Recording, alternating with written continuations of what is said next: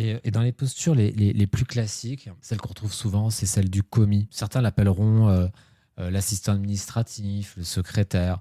C'est quelqu'un, en fait, qui va se comporter un peu comme un serveur dans un restaurant. Bah, tu demandes un steak frites, bah, il t'apporte un steak frites. Pas forcément quelqu'un qui va faire en sorte qu'on atteigne le product goal ou qu'on atteigne la vision du produit, où est-ce qu'il va dans le futur. C'est quelqu'un qui va plutôt faire ce que, parmi les parties prenantes, parmi les clients, les utilisateurs, celui qui crie le plus fort ou qui est le mieux payé, il dit il faut faire ça, très bien, je le note, je le fais, je vous l'apporte. Il est en réaction, le commis. Ouais, exactement. On n'est pas dans la stratégie. Ouais, c'est...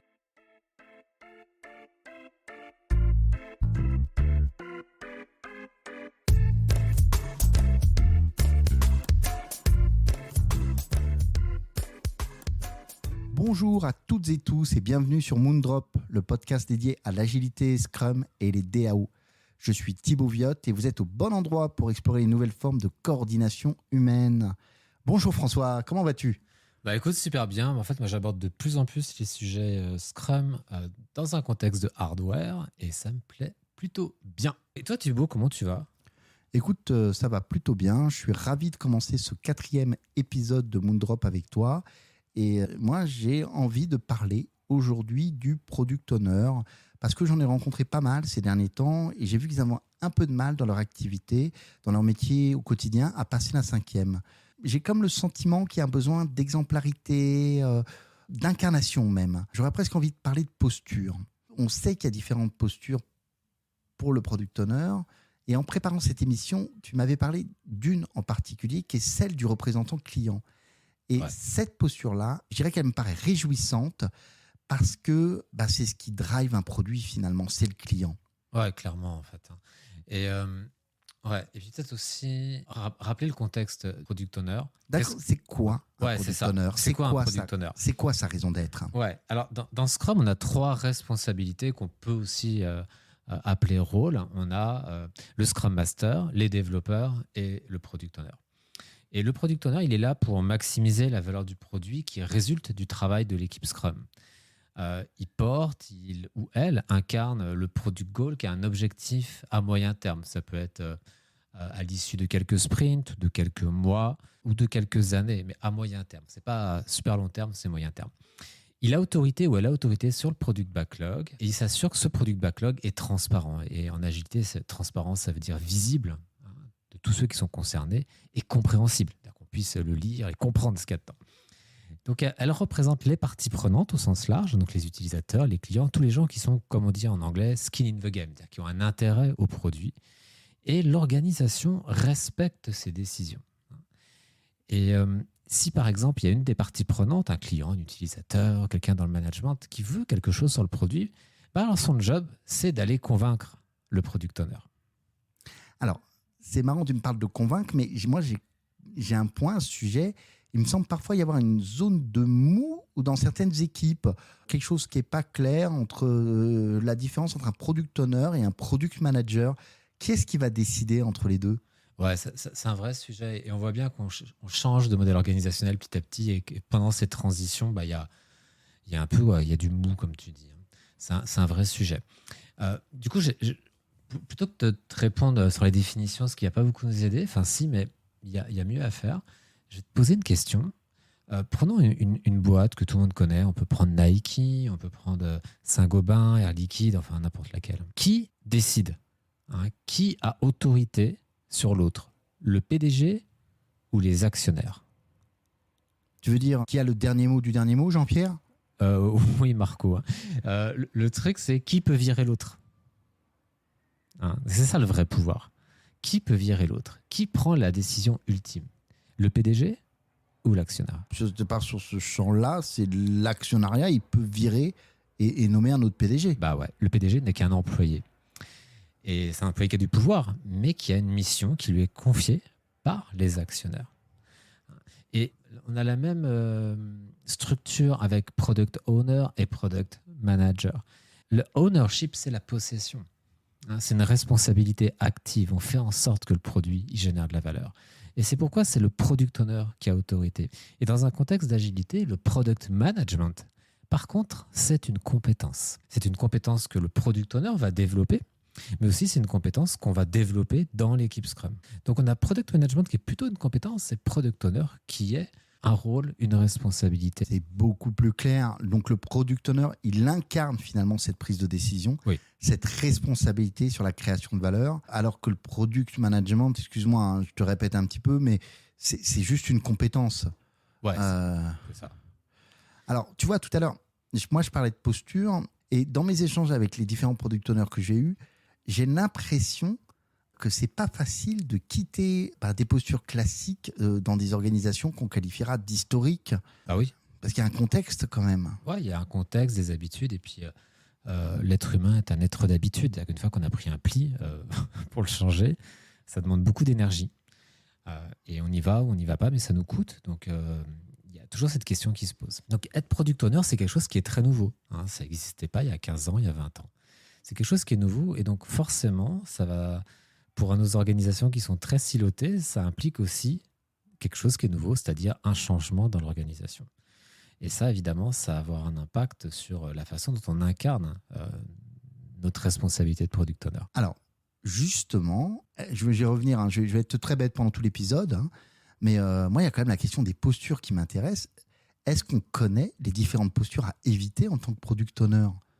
Disons qu'il y a des listes, il y en a qui statistiquement on sait que sont plus toxiques que d'autres, ou alors qu'on retrouve plus parce que nos organisations viennent d'un monde un peu tayloriste, séquentiel, et donc on a l'habitude de reprendre ces postures-là. Je te coupe, mais quand tu dis toxique, je pense qu'il faut peut-être préciser qu'on l'utilise presque de manière chimique, sans forcément de jugement de valeur derrière. Ouais, surtout pas, parce que comment un product owner va être comment une personne va incarner sa responsabilité de product owner, c'est beaucoup lié à à l'enjeu du produit, à son propre rapport à l'environnement et puis à l'environnement. Et donc, en fait, c'est une alchimie qui est multidimensionnelle. Si l'environnement, il est très, très, très dans la défiance, dans les silos, dans le command and control, évidemment qu'adopter des postures efficaces de product owner, ça peut être un peu plus challengeant que si vous rentrez dans une organisation où tout de suite on vous fait confiance, on vous donne un budget, on discute clairement sur où est-ce qu'on veut aller ensemble. C'est pas du tout le même contexte en fait, quoi.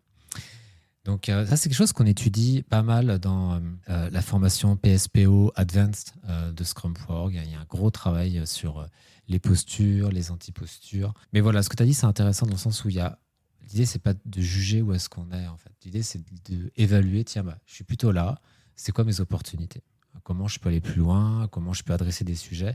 De prendre conscience des choses, c'est très salvateur en fait. Ouais, ça permet de changer les choses. Ouais, c'est exactement ça.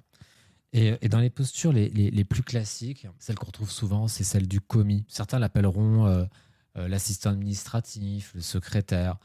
C'est quelqu'un en fait qui va se comporter un peu comme un serveur dans un restaurant. Tu demandes un steak frites, il t'apporte un steak frites. Pas forcément quelqu'un qui va faire en sorte qu'on atteigne le product goal ou qu'on atteigne la vision du produit, où est-ce qu'il va dans le futur. C'est quelqu'un qui va plutôt faire ce que, parmi les parties prenantes, parmi les clients, les utilisateurs, celui qui crie le plus fort ou qui est le mieux payé, il dit il faut faire ça, très bien, je le note, je le fais, je vous l'apporte. Il est en réaction, le commis. Ouais, exactement. On n'est pas dans la stratégie. Ouais, c'est pas mal. Ouais, il est en réaction. Ouais, j'aime bien ce que tu dis. C'est vraiment ça. Il est en réaction. Il est sur une structure une posture qui est passive. Ouais, c'est une bonne définition, quoi. Donc, typiquement, il y a des variantes de ce commis. C'est-à-dire qu'il y en a qui vont rédiger des user stories, qui est une pratique potentielle pour saisir des éléments du product backlog, mais pas la seule, il y en a d'autres. Mais disons que voilà, c'est quelqu'un qui va réagir, comme tu l'as très bien dit, qui est en posture passive, mais souvent on commence là. Et ce qui compte, c'est bouger et d'évoluer. Ouais. Mais ce qui compte pas, c'est pas l'impact, malheureusement. Disons que là, pour le coup, on n'en sait rien de l'impact, en fait. On tire un peu à vue, on fait plaisir à celui qui crie le plus fort. On a beaucoup de croyances, cette certitude, mais elles sont peu backées par les faits. Donc, en vrai, on prend des gros risques business avec ce type de posture-là. L'autre posture qu'on retrouve beaucoup, c'est celle du chef de projet. Ma préférée. Tu la kiffes. On vient tous de là. Hein. Tu sais, moi, je viens de la chefferie de projet il y a 20 ans. Et c'est très bien, sauf que par rapport aux enjeux du monde qui viennent de plus en plus technologiques, virtuels, changeants, être capable de s'engager sur le contenu, le coût, les délais, on est à la limite du pas sérieux, en fait, hein, parce que c'est plus possible de faire ça.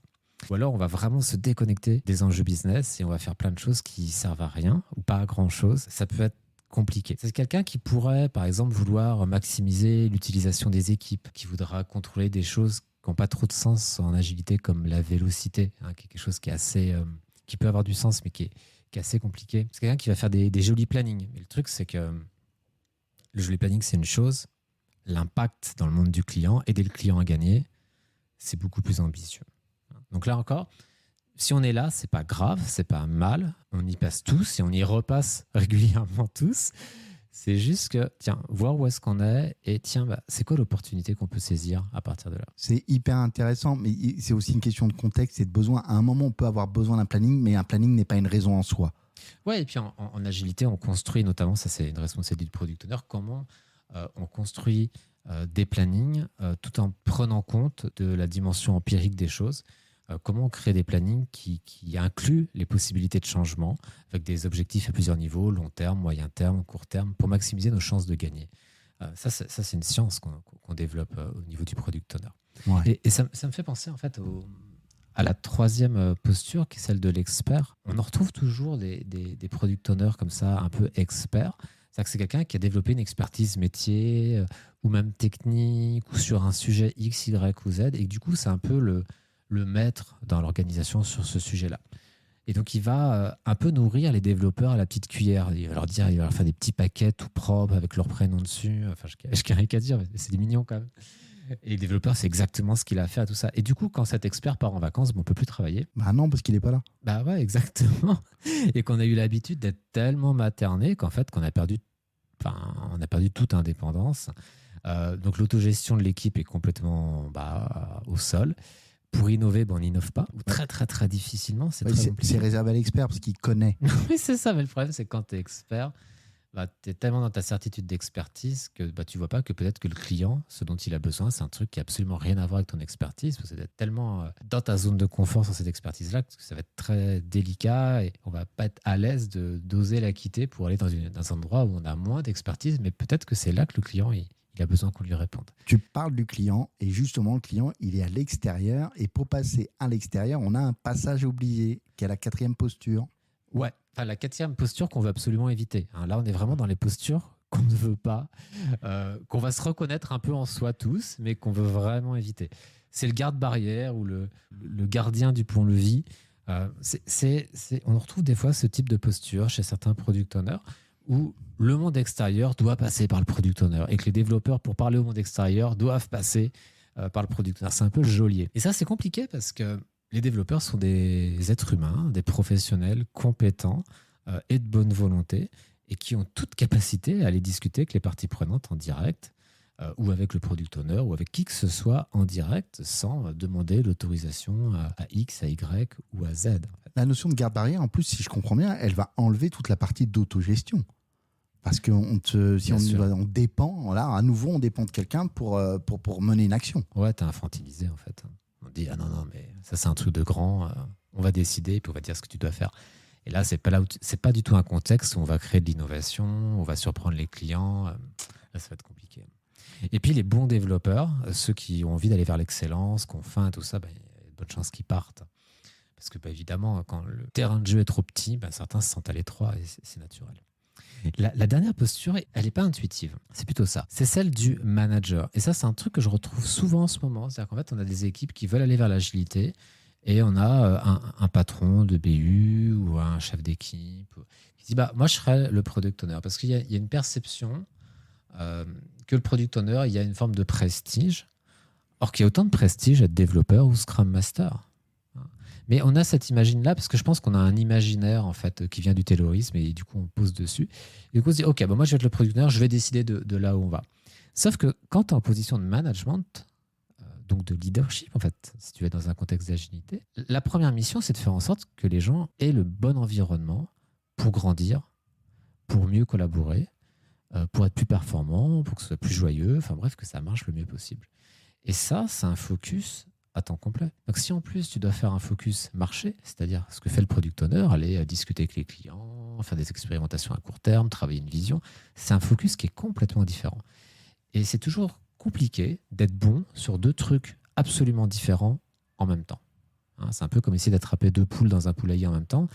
C'est pas simple. Hein. Et en vrai, on va plutôt être pas bon dans les deux. Et surtout qu'en agilité, on a besoin de cette tension entre les responsabilités pour créer de la valeur. Et là, du coup, on l'a pas. Donc ça, c'est aussi quelque chose qu'on essaye vraiment d'éviter.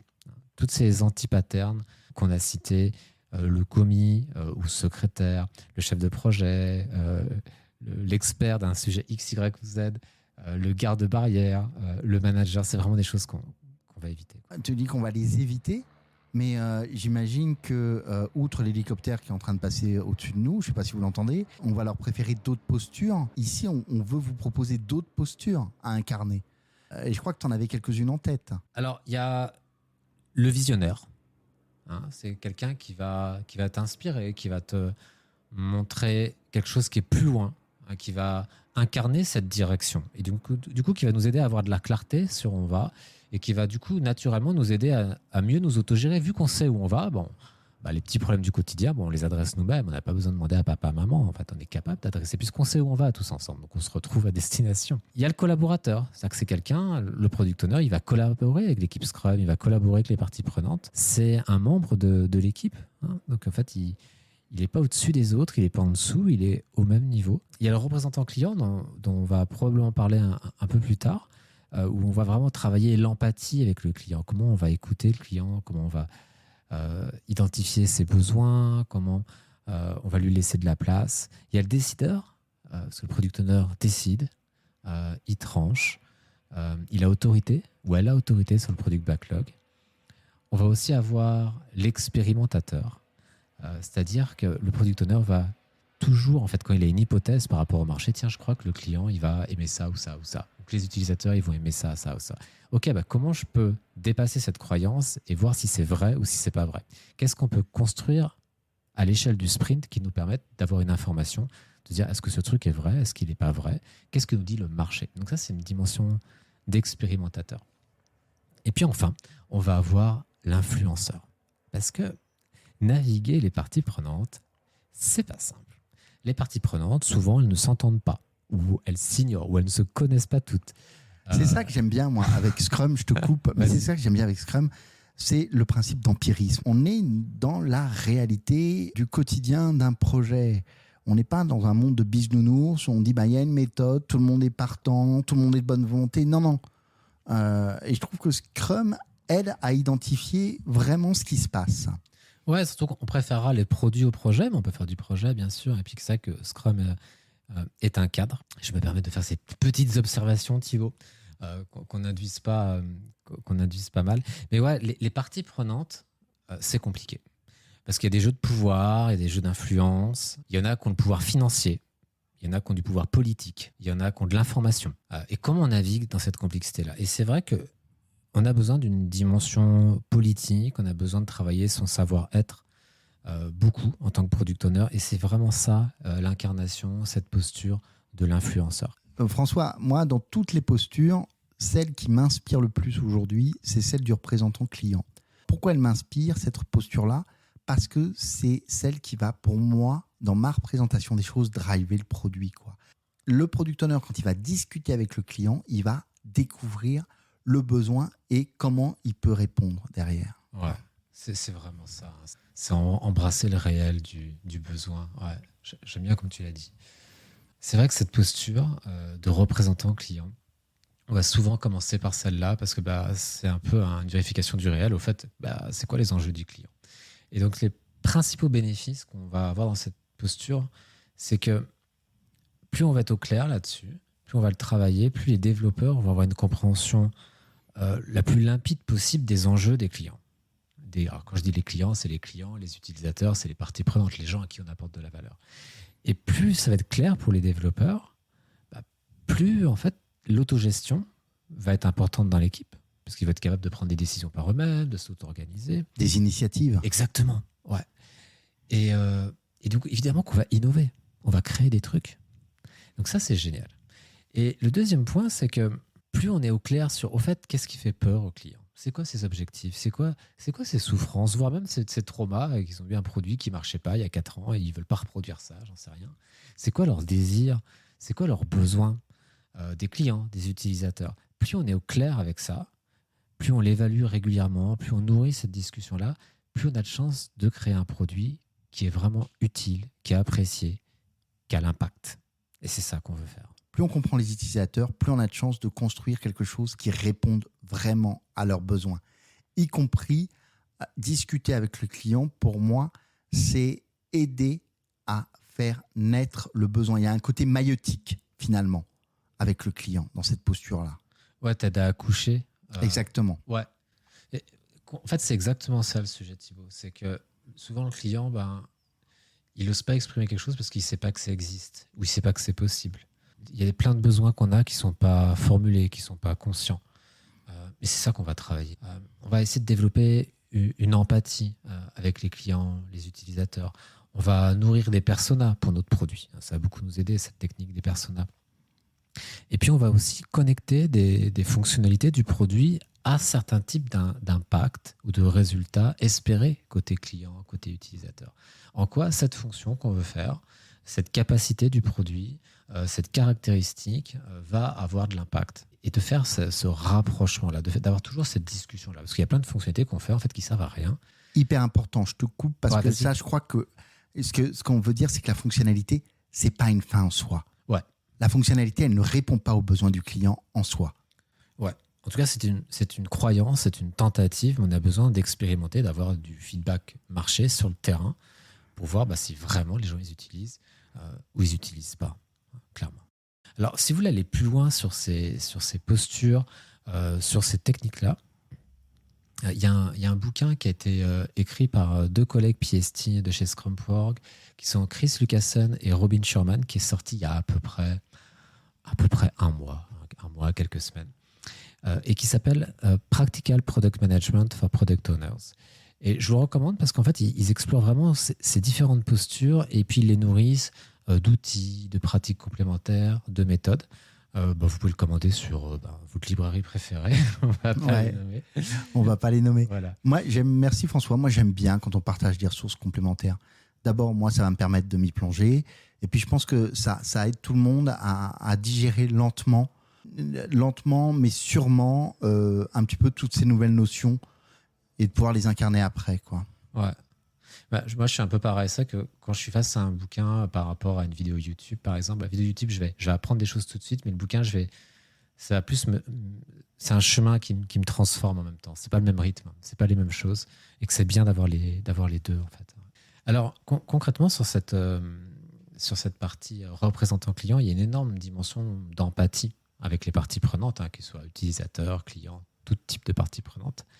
Et l'empathie, dans ce contexte-là, c'est pas du tout une valeur morale, tu vois, un truc que tu as ou que tu n'as pas. Non, c'est des choses que tu fais. C'est aller au contact, aller les voir dans le contexte où ils utilisent le produit. Et pas juste rendez-vous dans un café, mais c'est pas. Ils vous racontent des trucs, mais qui sont pas forcément dans le réel. Discuter avec les gens qui utilisent pour de vrai le produit, les écouter, leur poser des questions ouvertes, identifier les silences, les non-dits. Ouais, mais c'est quand même hyper difficile ce que tu dis, parce que le client, tu peux poser des questions ouvertes, comme de quoi avez-vous besoin, etc. Mais il a envie de faire plaisir, toujours le client. Il n'a pas envie de te blesser. Comment on fait pour que le client il dise la vérité? Il n'y a pas de méthode miracle, ça se saurait. Par contre, il y a plein de choses qu'on peut mettre en place. Tu vois, ce que tu viens d'exprimer, c'est un biais, en fait. Moi, je sais que je tombe beaucoup là-dedans. C'est qu'en fait, tu as envie de faire plaisir à la personne, et tu essaies de l'aider, mais en fait, en l'aidant, tu ne l'aides pas. Et c'est vrai que souvent, quand tu vas incarner une responsabilité de product owner, que tu vas avoir des clients, des utilisateurs, ils vont essayer de percevoir en fait ce dont tu as besoin et puis ils vont te le donner, sauf que c'est pas exactement. Toi, tu cherches le réel, tu cherches pas une jolie histoire à ramener à ton travail, tu vois.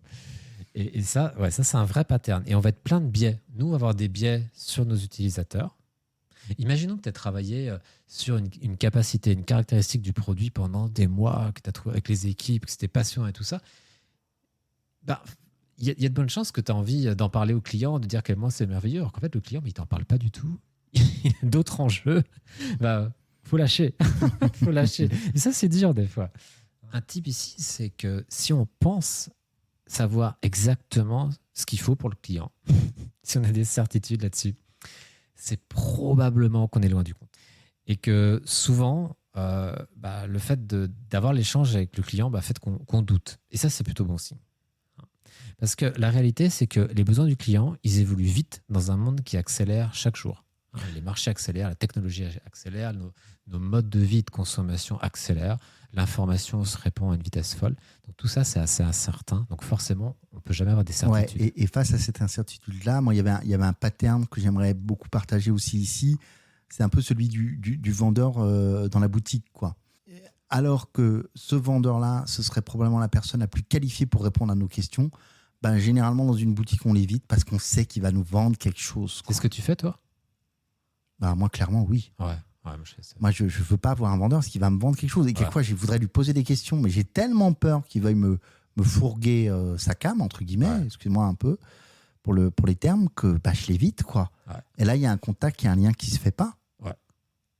Et puis on culpabilise parce qu'on se dit, mais il a peut-être une commission. Est-ce que je l'aide, est-ce que je l'aide pas? Je dis oui, mais moi je voulais pas ça. Enfin, on part dans un truc. Je crois que c'est important de quand on est product owner, en tout cas ce que j'en comprends, de pas essayer de vendre ou d'expliquer le produit, sans quoi le client il va pas se livrer, il va pas dire quel est son besoin, quoi. Enfin, moi, c'est important ce que je vois là dans cette relation, en tout cas, et cette posture du représentant client. Ouais. Et puis il n'est pas là non plus pour faire le support du produit. C'est pas le sujet. Ouais. Donc, il n'est pas là pour vendre, il n'est pas là pour faire le support. Parce que s'il fait ça, t'es coincé.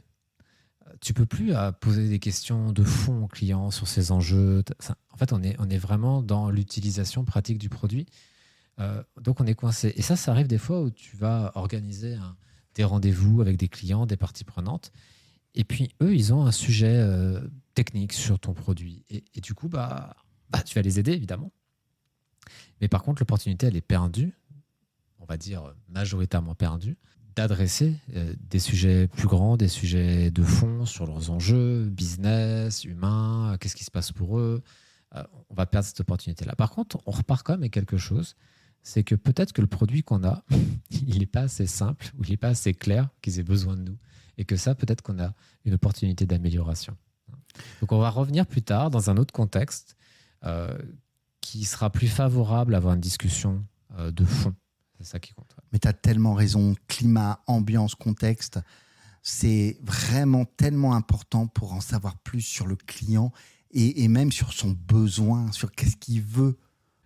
Ouais, exactement. Le contexte dans lequel on va échanger avec les parties prenantes, il est majeur. Et il y a quelques semaines, j'étais invité à la Bananerie. En fait, je pense que c'est le siège à Paris, mais j'en suis pas sûr, de Michel Augustin, la société d'agroalimentaire. Et ils font régulièrement des événements qui impliquent des clients, des prospects, des voisins. Enfin, il faut venir des gens. Et en fait, je suis un peu tombé par terre sur la qualité de l'événement. C'est-à-dire que déjà, il y a de la gamification. C'est-à-dire que tu rentres, tu as des missions, tu dois obtenir des coups de tampon, si tu as fait des trucs et des machins. Alors, c'est quoi l'objectif de cet événement? Alors, l'objectif de cet événement, c'est qu'ils innovent, ils créent des nouveaux produits, ils améliorent des produits qu'ils ont et ils veulent du feedback. Et ils veulent le meilleur feedback possible. Et toute cette scénarisation, elle sert à avoir le meilleur feedback possible. Donc, ils vont mettre un contexte qui est favorable à la réception d'un feedback. C'est exactement ça. Donc, c'est pour ça qu'il y a des jeux. C'est pour ça que l'idée, c'est que tu ne sois pas dans un jeu de rôle en disant voilà, je suis jaloux de leur succès ou alors ils pourraient faire mieux. Enfin, l'idée, c'est que tu sois détendu, qu'il se passe plein de choses, que tu sois stimulé, que tu sois aussi créatif, que tu te sentes en confiance, que tu te sentes inclus. Et là, la qualité de tes feedbacks sera infiniment supérieure. Et donc, du coup, ils ont un format un peu de type science fair. Tu sais, les trucs que tu as un peu dans les séries américaines, tu sais, où tu as les gamins qui présentent un projet de science sur une table et puis l'autre qui fait sur une autre table et tout ça. Ça, c'est un pattern qu'on utilise beaucoup, notamment dans l'agilité à l'échelle, quand tu as des produits où tu as, on va dire, des centaines de développeurs, voire des milliers. Donc, évidemment, tu as Sprint Review. Il y a plusieurs éléments qui viennent contribuer, en fait, à présenter l'incrément, à l'inspecter ensemble, voir s'il répond bien au sprint goal. Et donc, les gens circulent d'une table à l'autre. Ça peut être un format possible. En tout cas, c'est celui qu'eux, ils ont retenu et on circule d'une table à l'autre. Et à chaque table, en fait, on vous propose, voilà, les enjeux, c'est quoi? Par exemple, sur ce produit-là, en fait, on a envie de changer le packaging, ou alors on a eu des retours comme quoi les gens voulaient que ce soit plus croustillant. Donc, du coup, on a 3 propositions, laquelle tu préfères, pourquoi. Donc et ça sur plein de sujets. Ça peut être des yaourts à boire, des barres chocolatées, de l'apéritif. L'idée, c'est d'avoir du feedback. Et pendant que vous faites votre test, vous avez un QR code avec un petit questionnaire auquel vous répondez pour donner le feedback qui, eux, souhaitent être le plus vrai possible. Oui, c'est intéressant parce que ce que je vois, c'est que tu mets un contexte qui n'est pas culpabilisant, où la personne peut s'exprimer, elle peut faire des choix. C'est-à-dire que si tu fais des choix, tu dis je préfère ça ou ça, t'as pas peur de décevoir. Et puis, moi, je fais le parallèle un peu avec les sprint reviews et je dirais que ça change un peu de certaines sprint reviews où partie prenante et équipe s'ennuie un petit peu, quoi, où c'est un petit peu convenu. Ouais. Ah ouais, c'est vrai que des fois, des sprint reviews, tu as un peu envie de te tirer une balle. Alors que c'est pas le bon contexte. Tu as besoin d'un contexte où les gens se sentent inclus. Tu as besoin d'un contexte où les parties prenantes sentent qu'elles sont incluses, qu'on travaille pour elles. Acteurs surtout. Mais bien sûr. Qu'elles sont acteurs de ce qui est en train de se passer. Exactement, acteurs qui contribuent, qu'on est tous ensemble et on va vers ce product goal en fait qui fait du sens pour nous tous. Et donc pour que ça se produise, c'est vrai qu'on va travailler la scénarisation, et ça va être propre à chaque contexte, à chaque type de produit, tout ça, aux cultures. Mais quel que soit le truc, on va travailler ça pour que les conditions du feedback soient les meilleures. Sinon, on se retrouve avec des jeux de rôle politiques ou des choses comme ça, et ça n'a pas beaucoup de sens parce que c'est assez peu efficace. Et j'invite vraiment en fait les product owners à s'inscrire chez Michel et Augustin. Ils vont me détester. Et Michel et Augustin, ils vont se retrouver avec 45 product owners. Mais allez voir comment ça se passe. En tout cas, pour ceux qui sont en Île-de-France, il y a beaucoup de choses hyper intéressantes, hyper inspirantes pour les sprint reviews. Et puis pareil pour les Scrum Masters et les développeurs. En fait, il y a plein de choses à apprendre sur ce type de format. D'une manière générale, c'est toujours bien d'aller voir ce qui se passe ailleurs. Le meilleur moyen de s'ouvrir l'esprit, d'ouvrir ses chakras, quoi. Il y a beaucoup de choses intéressantes que tu as dit ici. Moi, j'aimerais, avant qu'on clôture cet épisode, est-ce qu'on pourrait parler vite fait, comme d'habitude, moi j'ai envie de dire vite fait, mais on détaille parce qu'on aime bien. J'ai envie de parler vite fait, moi, des fameux personas qu'on va définir en discutant avec le client. Ça ressemble à quoi, ces personas ? Alors, ouais, tu as plusieurs types de personas, tu as plusieurs types de templates. Vous en trouverez plein sur Google. Vous en trouverez plein dans le bouquin en fait, de Robin et Chris. Ça va dépendre des contextes, mais l'idée, c'est d'identifier un certain type de client à qui on va donner un nom, voire un prénom, on va mettre une photo, on va mettre des choses sur peut-être des faits par rapport à ce client-là. Peut-être que c'est des gens qui ont eu tel type d'expérience en commun, ou qui ont tel type d'aspiration, qui ont tel type d'habitude, qui sont sensibles à tel élément ou tel élément. Et ça va nous faire une petite carte, en fait, une petite fiche d'identité de ce client-là, de ce client type-là. Et ça va nous aider en fait à mieux viser, à générer de la clarté au niveau de l'équipe Scrum, de dire ok, cette fonctionnalité, elle est pour ce client-là. Du coup, on a l'opportunité de faire ça, ça va lui plaire. Et du coup, on va innover davantage. Ouais, ce client-là qui a ce besoin-là. Voilà. Ouais, exactement. Et quand on parle de persona, on parle vraiment de quelque chose de très incarné. Ça peut être un conducteur de 4x4, cadre bancaire de 40 ans, à fond dans les gadgets de la high-tech, etc. Le persona est souvent très détaillé. Ouais, c'est ça. Ça sera Sarah qui aime bien aller à la piscine tous les dimanches. Elle aime bien y aller avec des amis. Voilà, ça va être quelque chose. Si nous, on vend des équipements sportifs, tu vois, quelque chose qui est très concret, en fait, très, très ancré dans le réel, mais tout en n'ignorant pas qu'il y a une dimension émotionnelle aux choses, qu'il y a une dimension de l'ordre on a tous une vocation, une aspiration à une forme de transcendance. Qu'est-ce qui nous fait vibrer? Vers quoi on va? Et c'est important aussi d'avoir des éléments de ces sujets-là, vers où va cette personne, en fait, dans notre persona aussi.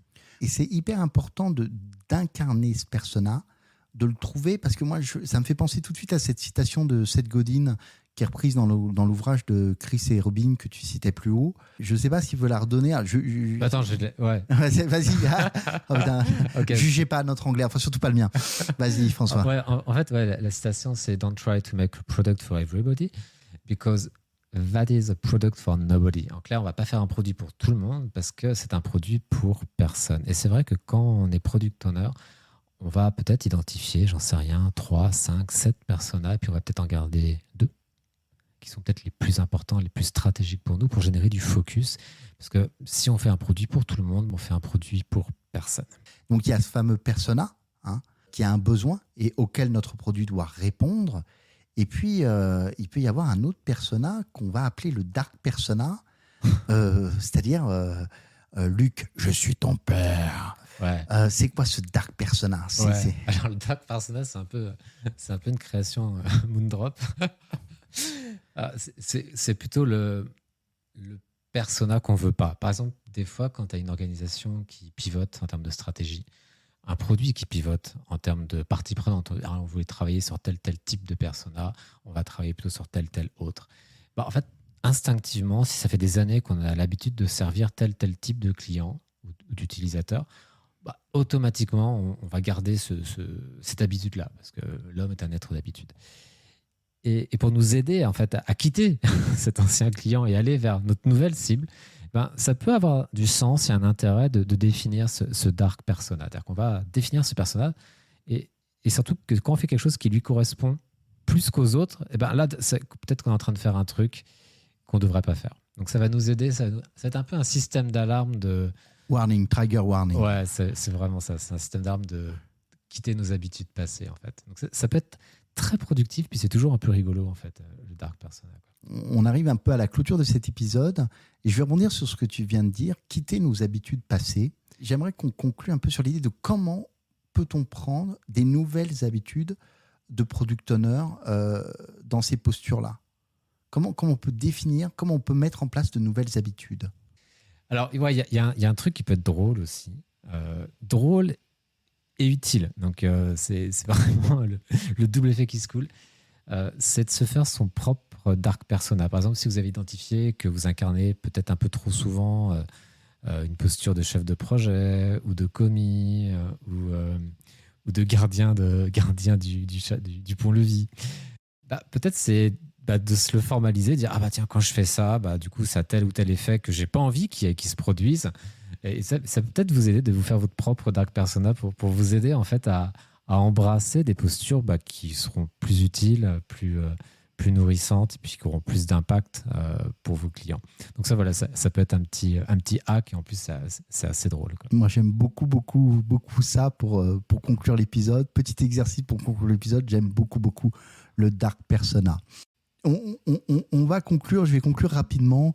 Rappelez qu'on est là pour vous soutenir, vous apporter de nouveaux angles. On n'est surtout pas là pour donner des leçons. Ouais, on est là pour vous, en fait, quoi. Ouais, voilà. N'hésitez pas à partager le podcast avec vos collègues. Ça peut être l'occasion de susciter l'échange, des discussions et aussi peut-être de les aider à mieux comprendre ce que c'est qu'un product owner.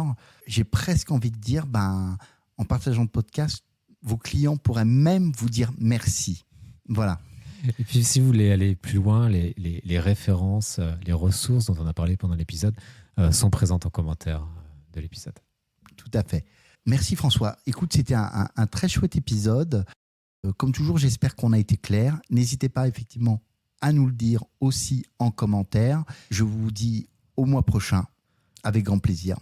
Au mois prochain. Et puis, n'hésitez pas si des sujets ou des challenges que vous avez envie de vous adresser, de nous adresser, on les prendra avec plaisir. À bientôt. À bientôt. Merci.